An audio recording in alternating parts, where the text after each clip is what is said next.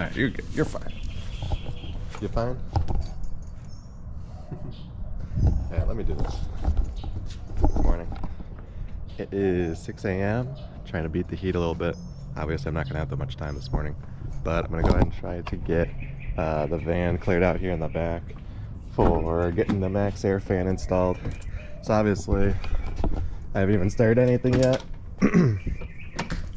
So what I'm gonna do, I think, is obviously start with all this, like, you know, and mattresses, linens, all that stuff, all my personal items basically are gonna come out of here.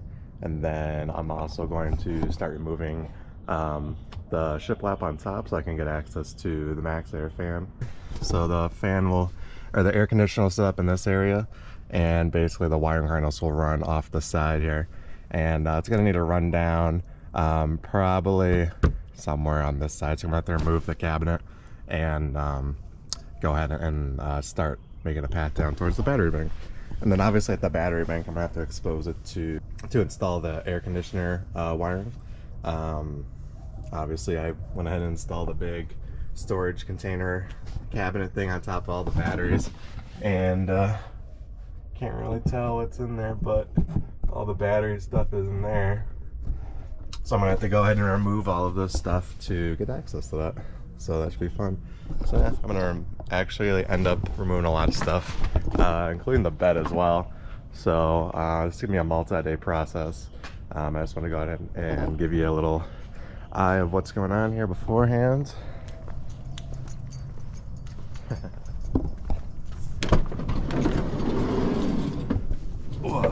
And this is the other side. So yeah, like I said, remove the shiplap and whatnot to get access to the roof, and then start making a path down this way towards the batteries. Should be fun. The gasket hardware comes in. I haven't got an email for it yet, but hopefully it'll come in sometime this week or next week. I don't know, we'll see what happens with that. So I can go ahead and actually put this thing on the roof. And I'm trying to think what else is coming in. We got the Rover Vans ladder rack and spare tire combination coming in as well. Go ahead and take all that out and start getting ready for this air conditioner. So yeah, check with you in a moment.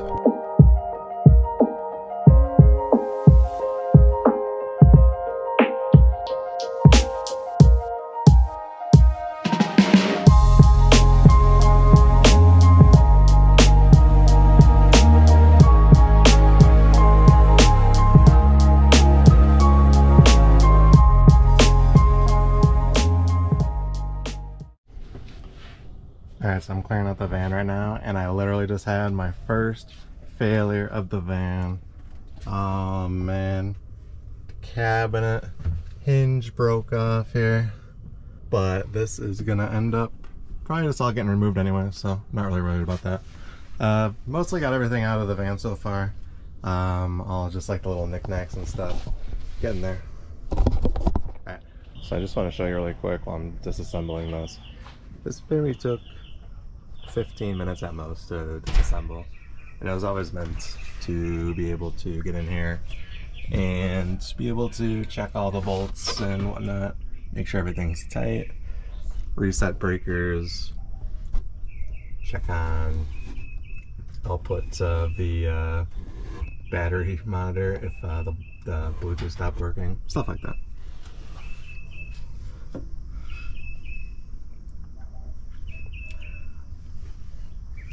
Obviously, I probably would have never been able to reach that main battery kill, so that was probably a fail on my side.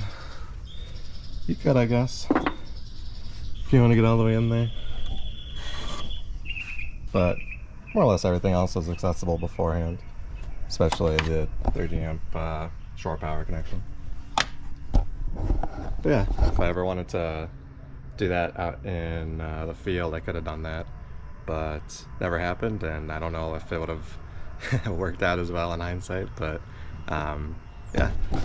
So obviously this is all going to get changed. I'm going to modify this entire system to be vertical in this section right here. So let's see how that goes. Alright, so now that I have the stuff out of the van, I gotta start actually disassembling stuff.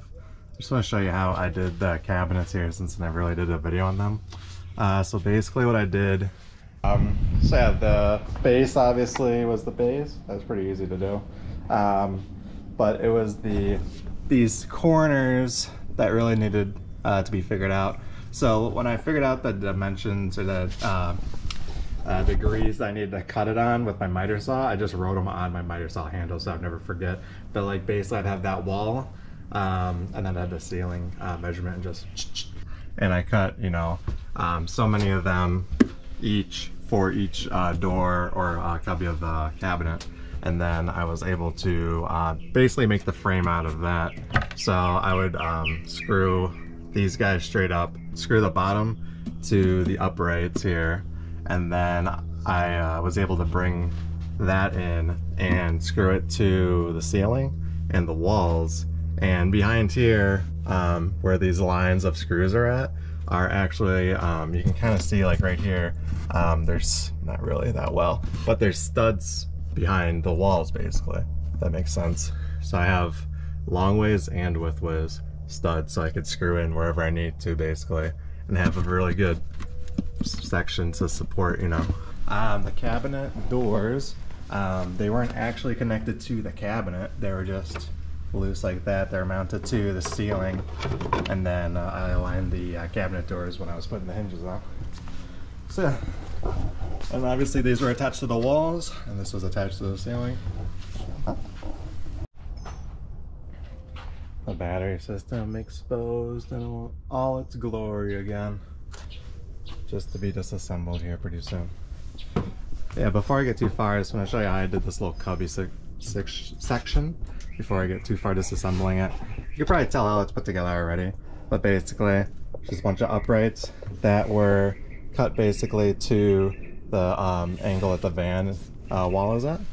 Did 4 of those, and then I did 3 shelves. There's a little 1x1 little cut here to stop stuff from rolling off, and then these cubbies are basically just, you know, at the bottom here, and they're just made a cubby by this one piece of wood here, so nothing too special. L brackets to hold it together, and the bottom and the top all over the place. This thing was probably never moving. Yeah, it worked out fine, but now it's getting disassembled, so well, you know what time it is. It be that time. Mom came in clutch. Thanks, Mama. Appreciate the coffee. So I have the water tank exposed. I want to go ahead and show you exactly how the system kind of works.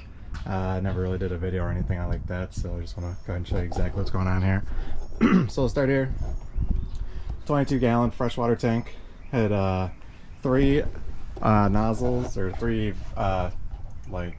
threaded valves, holes on it, and then 1 main hole.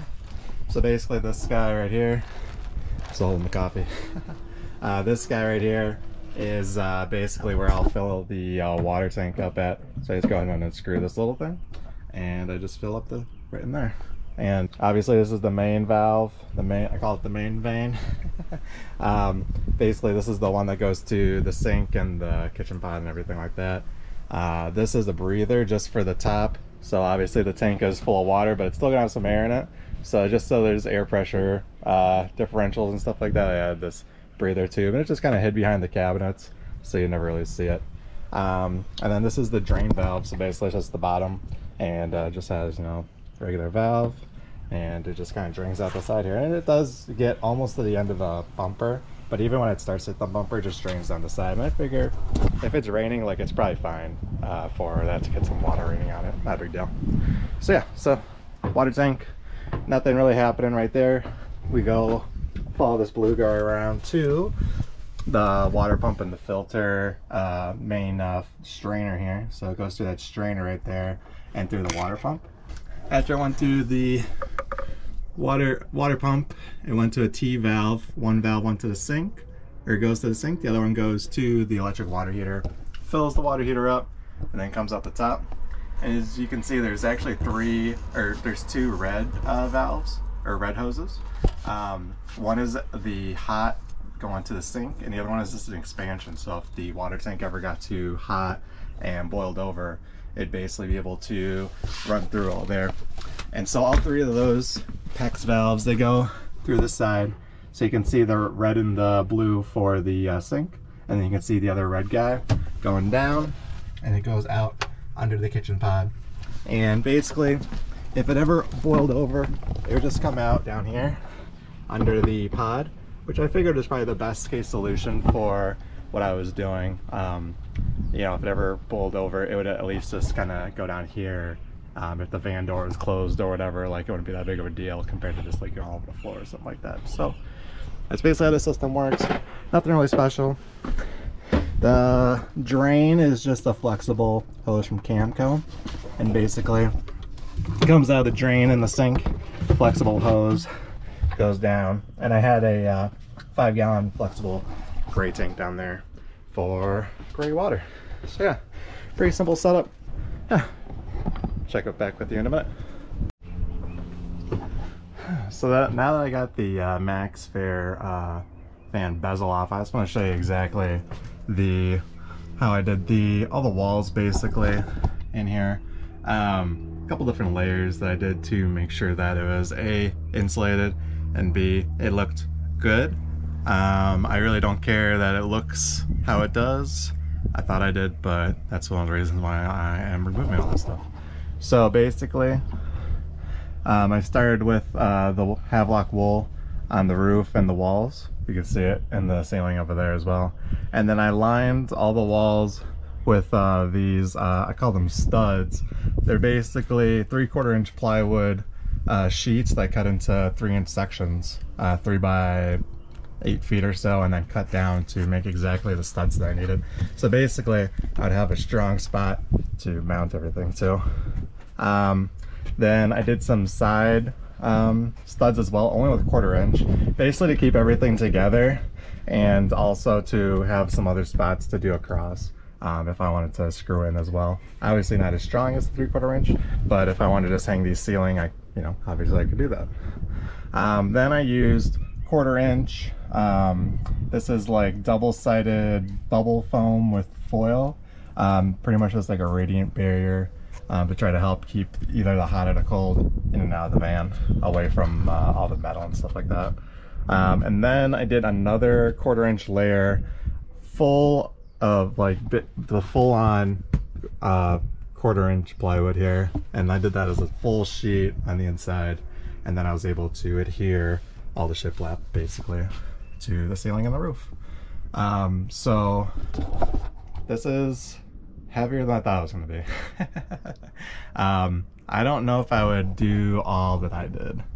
I really like these studs, especially since this is a bare van. You can't really do too much as far as making the walls look like super good. So having some support braces like this was great. Maybe do like some L-track or something like that in the future. But yeah, so that's good for now. But then doing the 1/4 inch plywood sheet on top was probably just a waste. Like, I could have just done the shiplap on top of the studs and saved, I don't know, maybe like 8 sheets worth of plywood and all the weight. It probably helped with insulation a little bit, so that's good. But I'm probably gonna end up using that as the base wall and just cover that with some 1/4 inch, or not 1/4 inch. I'm gonna cover it with some 4-way stretch carpet. Probably be some like gray carpet or something like that. I don't know, see what happens. All right, so real quick, just wanted to show you what got done today on the van before I get some water here. So this is pretty much the interior of the van. If you need a Ford Transit 2017 to 2022 high roof non-extended transit interior, let me know in the comments. But yeah, here, let me show you what I got going on in here. Whoa, empty. Looks pretty familiar from back in the day. A lot of room for activities. All right, so that's it for today. It's hot. It's time to go inside, get some water. A little foreshadowing here. As you can tell, the kitchen is out. And that's all that remains in the back there. But then I just wanted to talk about the battery system really quick. So when decommissioning this system, obviously you want to be really careful about how you go ahead and disconnect everything. You don't want there to be any live current when you're disconnecting anything and have a a short or a cross or something. I will be honest with you, when I was putting the system together, I did have a short. So basically what happened was I had this system set up as it was basically, and I had I don't think it's still over here. It was maybe a 12 gauge single cable. So pretty thick. Maybe it was actually like an 8. It was thicker than a 12. Not thinking back to it, but it was pretty thick. So I had that grounded over here under this little grounding compartment cover here. And I forget exactly what happened, but the cable made its way over here and landed on one of these terminals under the covers, and it made a huge spark and left a little mark inside of one of the 4-aught lugs on the battery. The damage wasn't as severe. I don't know if I have a picture of it or not, but the damage wasn't severe enough for me to really worry about it. It did really make me put all these covers on to make sure that never ever happened again. When I had the van put together, obviously I had that big wooden piece of, a big wood piece right in front of all these terminals and stuff, and it's all kind of separated at the main points where that big arc could happen again. But yeah, like I said, be careful. You don't want that to end up being your arm or something like that, or even a finger. Like, that was a big ass spark. I don't know what that would actually do to you, but it wouldn't have been good, especially to do that damage to the metal like that. But yeah, so I went ahead and looked up on Battleborn's website. They say to charge the batteries up to 14.4 volts. I got them up to 14.1. I think that should be fine for the time being, because they're only going to be out for at most like a week or two without being charged. So I'll go ahead and I went ahead and got them charged up to that and disconnected everything on this side. Batteries off, and the system is fully drained, obviously, except for the batteries. Alright, so real quick, what I did was I got these 2 larger cables off, and I went ahead and took off the positive sides first. Figured at least if I take these off and it does cross, it'll only be 1 battery instead of all 6 of them. So that was just the idea there. Once I get the batteries out of the way, I'm not going to be too worried about taking everything else apart. So it'll come apart way quicker, I hope. So I can get back to it. Catch you in a second. Look at all of this. This all came out of the van. Jeez. If you need a flat pack kit for a transit, let me know. Anyway, this is what we got left. Pretty much just gonna leave it like this for now while I figure out what I'm gonna do next. But although electrical is exposed here, so I just jammed all the wires up in the corner right there that go up behind the walls. And I left the Wii Boost plugged in, just ran it right under the floor here, and I plugged it into the van's 12 volt connection back here. I also kept the Wii Boost on back here. It's not actually on, but I just zip it into the wall really quick just to keep that controller up there. But besides that, that's pretty much it. It's pretty empty in here. So yeah, the next thing I'm going to do is I'm going to rebuild the electrical system here.